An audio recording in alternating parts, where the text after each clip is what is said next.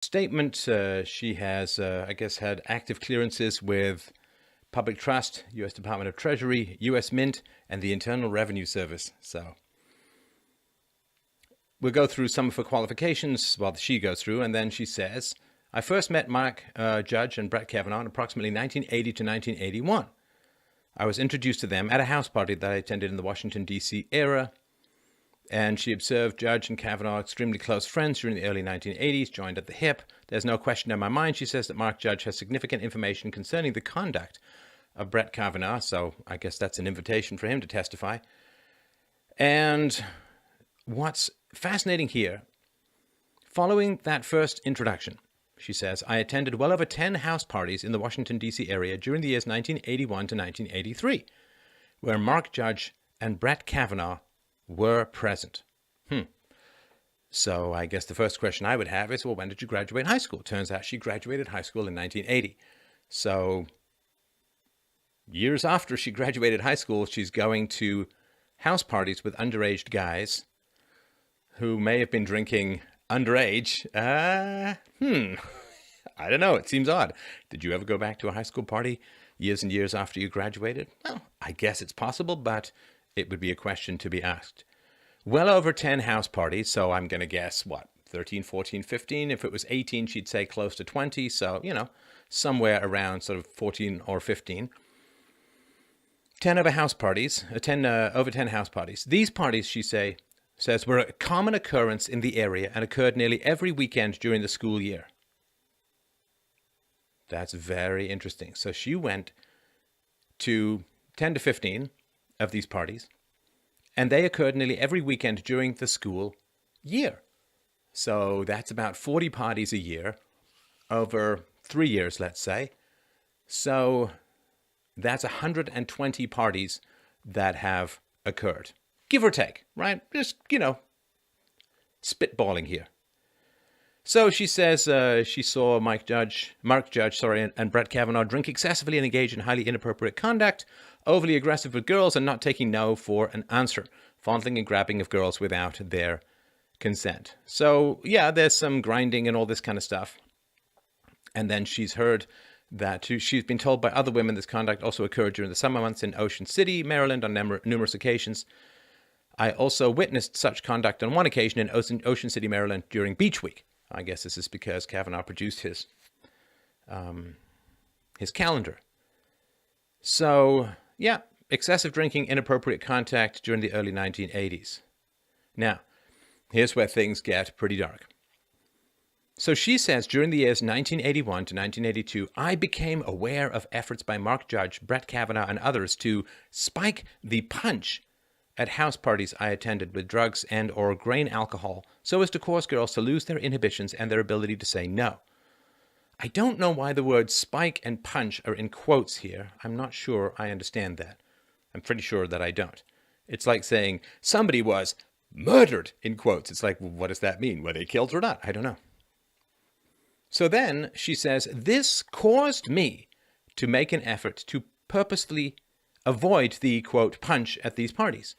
I witnessed efforts by Mark Judge, Brett Kavanaugh, and others to, quote, target particular girls so they could be taken advantage of. It was usually a girl that was especially vulnerable because she was alone at the party or shy. Now, it gets darker. Not only does she say that they're spiking punch, but here she says, I also witnessed efforts by Mark Judge, Brett Kavanaugh, and others to cause girls to become inebriated and disoriented so they could then be gang raped in a side room or bedroom by a, quote, train of numerous boys. So train and gang raped are both in quotes. And again, I don't understand that. If she's saying that they were gang raping girls, why is gang raped in quotes? It seems like an odd thing. She says, I have a firm recollection of seeing boys lined up outside rooms at many of these parties waiting for their, quote, turn with a girl inside the room. These boys included Mark Judge and Brett Kavanaugh. So, odd enough. So she's talking about girls, right? To cause girls to become inebriated. So this is girls. Now, we don't know if this is multiple girls at a single party, but it could be, right? I mean, if the punch is being drunk by a bunch of girls, so I don't know. It's just, hard to fathom. It's hard to fathom that this could be true. So you've got 40 parties a year. Let's say that 3 girls are in this gang rape allegation, right? So we're talking 120 gang rape parties over a couple of years. If you got 3 girls at a party, we're talking 360 rapes over a 3-year period. Different girls, same girls, I don't know. I've got to think that if you get gang raped at a party, you don't go back. So these got to be new girls. So hundreds of girls being gang raped in a pretty small area over years. I mean, it's not like this is Pakistani grooming gangs in England. This seems like something that would be talked about. How on earth could this be missed? You got 40 parties a year. It could be up to 3 girls, or maybe less, maybe more, being gang raped. That's 360 rapes over a 3-year period. Or 360, well, more, I guess, because that's 3 girls. Let's say, I mean, I don't even know, right? I don't even know what to say. What could this mean? What could this mean? Let's say it's 2 guys to a girl. We're talking 720 rapists. Or I guess they would go to the same parties again. Hundreds of rapists, hundreds of victims. Over 100 of these parties in a couple of years. Not one person went to the police. Not one person reported anything. Not one woman went to the doctor. Not one woman confided in a guidance counselor or her parents or a priest or anything like that. Can you imagine? Can you imagine this actually occurring, this actually being true? I don't. And she kept going back to these parties. She saw this occurring and she kept going back. She didn't intervene when she claims that girls were being raped at these parties. She didn't go to the police. She didn't take some of the punch home to get it analyzed. She didn't do any of this. She didn't do any of this at all.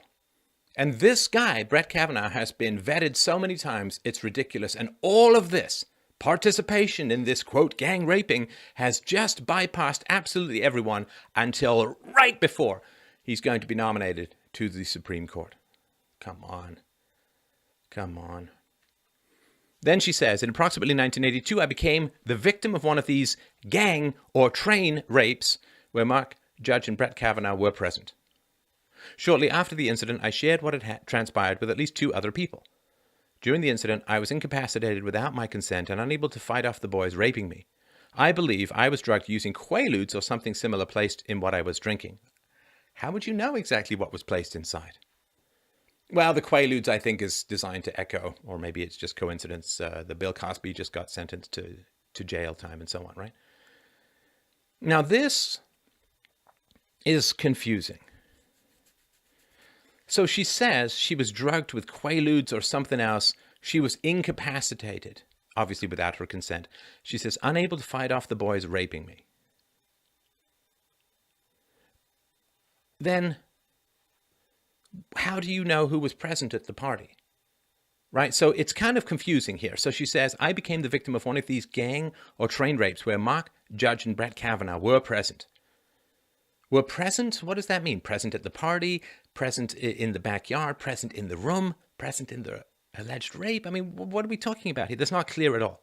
And the fact that it's not clear is kind of suspicious in my mind. So how do you know? If they weren't present in the room, then how do you know they were still at the party? Astonishing. Now, she went to these parties. She knew of these rapes, according to what she says. Now, if she didn't report them, if she didn't intervene, doesn't she become like an accessory after the fact? Isn't she kind of complicit? And did the women consent? Who knows? She didn't, right? She says, I understand that, right? Did the women consent? Well, if she wasn't in the room, how does she know what occurred within the room, even if we take everything else at face value? It's absolutely wild stuff. Now, she knows, according to what she says, she knows that there's drinks being spiked at these parties. And so if you even want to go to these parties, and why you'd want to go to these parties while women are getting drugged and gang raped, and so I have no idea why you wouldn't call the police, why you wouldn't, I mean, come on. But you know, when you go to these parties, that, according to what you say, people are spiking drinks. So then you wouldn't go and drink from an unknown container. You wouldn't go and drink from the punch bowl. So how on earth would you get drugged? You'd go there with your own drinks. You'd keep them close. You'd drink just from your own, right? You'd only have a beer that wasn't open, whatever, right? That's wild. It's absolutely wild. And I don't know really what to say, but I do know I'm going to want to say it in full screen. So basically the story is that the allegation, the signed document, is that Kavanaugh is a serial gang rapist, but he somehow skated past 6 FBI background checks. He's not been accused of anything ever publicly in this way, and there are dozens and dozens of women who think that he's the greatest guy since sliced bread. And this is all supposed to hang together.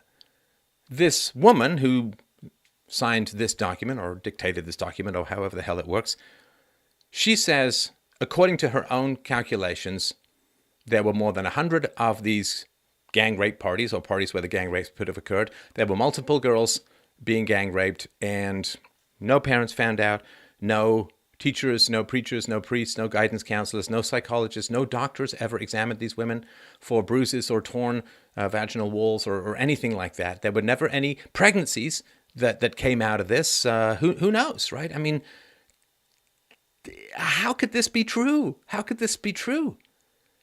And if it's not true, if it is misremembered or if it's outright falsified, well, this of course serves the political agenda of the Democrats, right? So the first accusation didn't really do the job, and her reluctance to testify, right? Ford's reluctance to testify makes things a little bit suspicious. The second one, by Ronan Farrow and someone else, was so poorly sourced and was denied by everyone involved except the accuser that one kind of backfired. And now there's this one, which is, this constant escalation. Now he's a gang rapist for years. And I mean, it's wild. Now, of course, the whole point of this is to delay, so that Kavanaugh doesn't end up on the Supreme Court and possibly tip the balance of the Supreme Court to the point where they feel that Roe v. Wade may be questioned. I don't consider that highly likely, but hey, what do I know? The goal, of course, is to delay it past the midterms in the hopes that the Dems can pick up a couple of seats and thus block or at least delay or whatever it is, whoever might be next. If Kavanaugh doesn't make it, and I guess we'll find out tomorrow or the day after, if Kavanaugh doesn't make it, then there'll be the next guy who's moved up. Now, can you imagine being the next guy on this list? Oh, it's your turn now to go and be nominated to the Supreme Court. Do you feel like doing it, or do you like your life as it stands? I mean, they've shown this is what they are willing to do. And if they do it, right, if they are able to delay this, if they're able to pick up a couple of seats, if they're able to flip the Senate or something like that, then, well, things get absolutely wild from here. Wilder and wilder in ways that are really, really hard for us to fathom at the moment, because there is an extraordinary price to be paid for these kinds of allegations. And this trial by media, this guilty until proven innocent, this escalation, say, well, there's a pattern of behavior here. It's like, there is a pattern of behavior here, which is that when Democrats like Keith Ellison beat up, or accused of beating up women, got ex-girlfriends, right? You got medical records, you got 911, a 911 call, you've got photos of Keith Ellison together with this woman, or one of these women at least. Well, that's ignored, that's brushed under the rug, right? But if you are on the right, then they will fire up the smear cannon with the most unholy bag of bones and just shoot it straight at your groin. And that's the game that they play, and that's how desperate they are to hang on to power, to gain power, to maintain particularly sexual irresponsibility when it comes to Roe v. Wade. And so the consequences of this is that it's not a game to a lot of the people. I think to the Democrats it's kind of like a black ugly kind of game, but to a lot of people you have to convince them that if, well, I guess at the moment, since Kavanaugh's nomination is not being withdrawn, that the President of the United States is willing to support a serial rapist getting onto the Supreme Court. Now, if you genuinely believe that,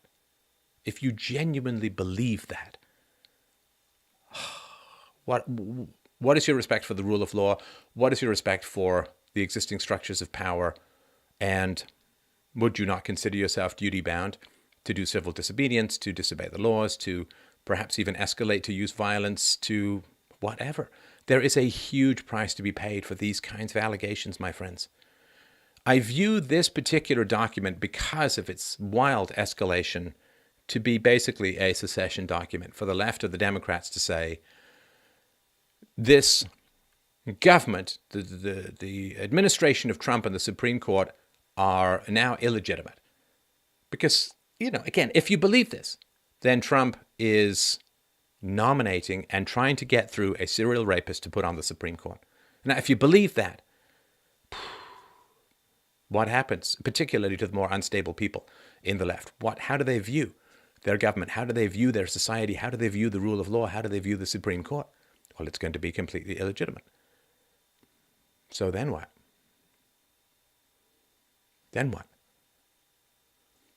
Well, then you get civil disobedience. Then you get riots. Then you get violence. Then you get terrorism. This is what happens. If the cost of this narrative, this is why I call it a secession document, the cost of this narrative is to splinter the country in two. To the country who looks at this and says, doesn't seem credible, the timing is extraordinarily suspicious. If you are a woman who's been raped, or you view it as attempted rape or sexual assault or something like that, and the first people you go to are politicians and Democrat operatives, decades, 30 plus years after the fact, rather than going to the police at the time or near the time, it's hard to believe. It's just hard to believe. And this statement, this is how the left behaves when they're not in power. This is how they behave when they're not in power. Can you imagine how it would be if they currently Hillary Clinton held the presidency, and if they had got control over the House and the Senate? Can you imagine how they would be behaving? It would be absolutely astonishing. So what happens? What happens from here? Well, the country is split in two. America is split in two, into those who view this as dirty political tricks and a smear campaign. You're supposed to be judged by an impartial jury, right? If there's any conflict of interest to the jury, then you are usually ditched from the jury and not allowed to serve as a jury member. The people who are reviewing all of this are all partisan hacks. So there's no possibility of judgment by any neutral party. The media is overwhelmingly leftist. There's no possibility of any neutral judgment there. Academia is overwhelmingly leftist. No possibility. Hollywood, right? You understand, no possibility in just about any public sphere outside of the internet for Kavanaugh to get any kind of hearing. So if this works, and Kavanaugh's nomination is withdrawn, or if it's delayed to the point where, right, it can be stalled if the Dems get some more seats, then this is just what they'll do forever. Worked with Roy Moore, and so they'll just do this forever. And that means that anybody, especially if there's this witch hunt that turns completely partisan and destroys people's lives, then people are just going to say, well, why would it go into politics? I'm not going to be defended by the Republicans in any staunch or foundational manner. The mainstream media is going to go for me. My children are going to get death threats. My life is going to be destroyed. And I'm not even going to get nominated or elected to the post that I'm looking at. Just keeps halfway decent people out of politics. And of course, that's sort of the point, the goal as well, right? To serve as a warning for other people that it doesn't matter how spotless your record is. It doesn't matter how many women love you. It doesn't matter whether you coached your kid's basketball team. It doesn't matter whether you're happily married. It doesn't matter whether you have an unblemished record going back decades. We can find or make people who are willing to sign these documents. And, let's say, we know with Roy Moore, right? All of these allegations just kind of vanished after that particular political fracas was gone. It all just vanished and went away and dissolved and disappeared. And the same thing will happen here. He could, I suppose, try and get some sort of, if you're a public figure, it's really, really tough in terms of defamation in the US. If you're a private figure, as Joy Reid is finding out at the moment, it's a little easier. But if you're a public figure, it's really, really tough. Is he going to pursue? Is he going to find out? I don't know. Most people just want to move on. So will there be negative repercussions to these women? Seems unlikely. And they'll be fated as heroes and heroic members of the resistance and ultimate warrior babe partisan fighters for truth and freedom and women's control over their own bodies. I mean, they will do enormously well out of all of this. And of course, you know, there will be blowback and they will get threats and so on, which is unfortunate. And I read something the other day. It's kind of interesting. It said, well, if we don't believe the accuser, then we're calling the accuser a liar.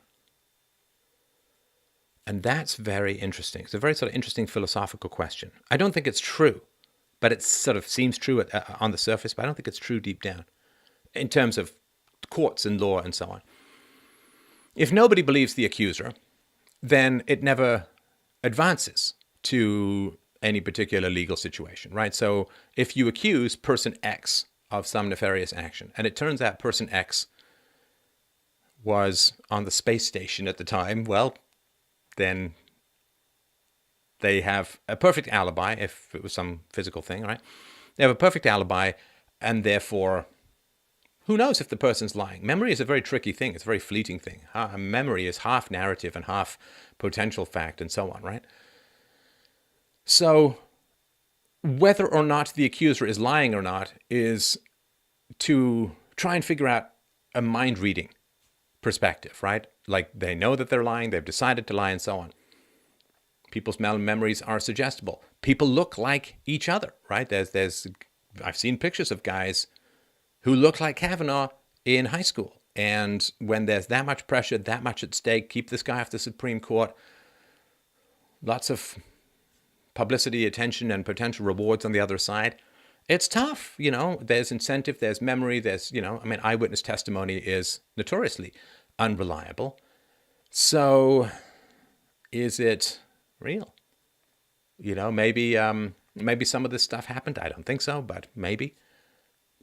I can't imagine it happening to the degree with which it is claimed. The numbers are just absolutely staggering. Hundreds and hundreds of women gang raped at these parties. I mean, come on. I mean, that's not how reality works, right?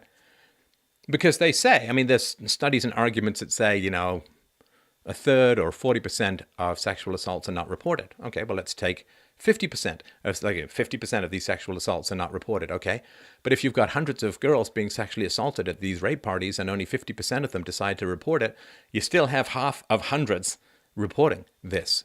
And the idea that 0% of hundreds of these girls would ever report anything or would ever talk to anyone who might report it, right? Because if the girl comes home crying, she's been gang raped, she talks to her mom and her dad, they call the police, they even against the girl's wishes, they just get it started, right? So the idea that not only these hundreds of girls did not report anything, but also that they never talked to anyone who might report these things is just astounding. Then you have a 0% report rate with hundreds and hundreds and hundreds and hundreds and hundreds and hundreds of people potentially knowing about all of this stuff. And also, there were no guys. It's not just the girls, right? There were no guys at the party who had any problem with any of these gang rapes occurring, right? I mean, I can't imagine. I mean, can you imagine being at a party where something like this may even be potentially occurring? I mean, you'd rip the door off the hinges. You'd put a stop to it. You'd call the cops. You'd have people, like, not one single guy out of 100 plus parties, and who knows how long these parties had been going on for. And did these parties, in terms of the participants, did they all just magically stop when they went away to college? Wouldn't they continue if they knew they could get away with it and nobody would report? Like, come on, people. This is not even that tough a basic intelligence test. It's really not. And those who believe it have separated themselves from the body politic of the United States and set themselves against the current administration. Now, in my opinion, is this going to result in more Democrats being elected to power, or are some of the moderate Democrats horrified at what they perceive of as these political black ops games and are recoiling from the infiltration of hard, crazy psycho leftists into the Democrat Party? Are they going to shift perhaps and view the fading remnants of the Republican Party as the only tattered tapestry between them and a truly collectivist leftist horror, as has been seen many times throughout history? I truly believe at this moment, over the next day or two, I haven't felt this way for years, but I feel very much that we stand collectively on a precipice. Not just America, but will these tactics work? Will presidential powers be thwarted by people who lost the election? Will the country be split among those who accept these stories and those who are skeptical of them? The Republic really does hang in the balance at the moment, and it matters enormously what you do today and what you do tomorrow. You got to put things on the line. You got to tell people the truth. You got to wake people up to these questions that are absolutely essential to ask.